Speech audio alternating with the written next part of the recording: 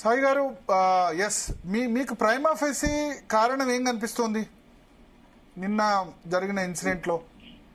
అంటే నాకు మీరు ఇందాక చెప్తున్నారు, నేను కొంత వింటున్నాను. యాక్చువల్లీ టూరిస్టులని అటాక్ చేయడము ఒకటి, టూరిస్టులని రాకుండా చేయడం అనేది ఒకటి సార్. రెండోది నాకు అనిపిస్తుంది అంటే పాకిస్తాన్ చాలా కష్టాల్లో ఉంది. సో ఈ టైంలో ఈ టెర్రర్ అటాక్స్ ఇవన్నీ ఒక అస్థిరత ఇవన్నీ నేపథ్యంలో అంటే నాకు కొంచెం ఎక్కువగా వెళ్ళి మనం ఆడుతున్నామో కానీ ఈ మధ్య కాలంలో జరుగుతున్న కొన్ని సిరీస్ ఆఫ్ ఇన్సిడెంట్స్ ఉన్నాయి.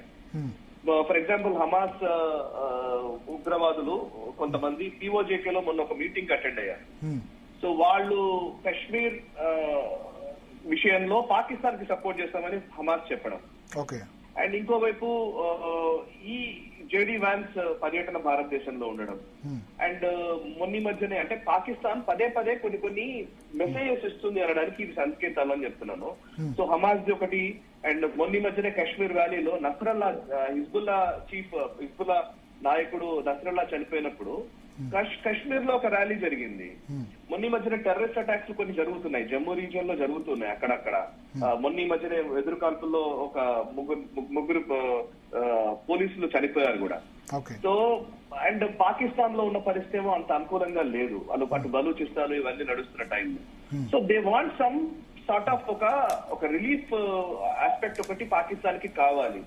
అండ్ అందులో ఇండియా పట్ల ద్వేషంతో పాకిస్తాన్ ఉండే పరిస్థితి ప్రతి సందర్భంలో. మన అసీం మునీర్ ఒక వారం క్రితమే ఒక స్టేట్మెంట్ ఇచ్చాడు, మాకు జగనల్ నర్వ్ లాంటిది కాశ్మీర్ అని చెప్పి. అంటే ఈ మన ఆయువు పట్టు లాంటిది అన్నట్టుగా ఒక తెలుగులో మనం తీసుకోవాలనుకుంటే.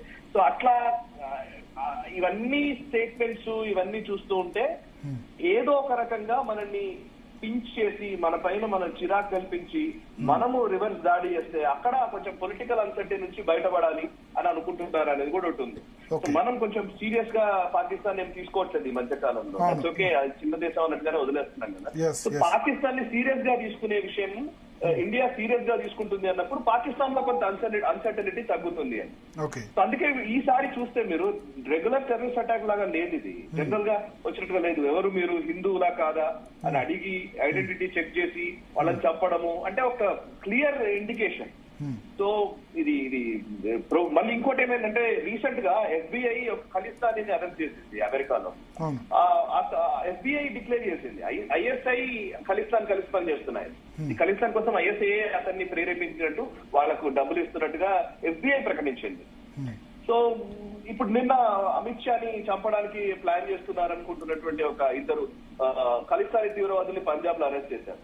ఏదో ఒక రకంగా అటు ఖలిస్తాన్ కావచ్చు, ఇటు బంగ్లాదేశ్ వ్యవహారం కావచ్చు, లేకపోతే ఈ నిందాక అన్నట్టుగా ఈ టెర్రరిస్ట్ అటాక్లు కావచ్చు, ఏదో ఒక రకంగా Pakistan wants some attention from Bharat. So Bharat ఆ అటెన్షన్ సీరియస్ గా ఇస్తుంది అనేది తెలుసు వాళ్ళకు కూడా, చిన్న వాటిని ఊరుకోదు అని. సో సీరియస్ అటాక్ ఏదో జరిగితే గానీ ఇప్పుడు పాకిస్తాన్ కి ఏంటంటే అక్కడ సర్దుమణిగే అవకాశం లేదు అని నాకు కొంచెం లార్జర్ పిక్చర్ గా అట్లా కనబడుతుంది అంటున్నాను. ఓకే. సో ఒకటి నేను ఇంతకుముందు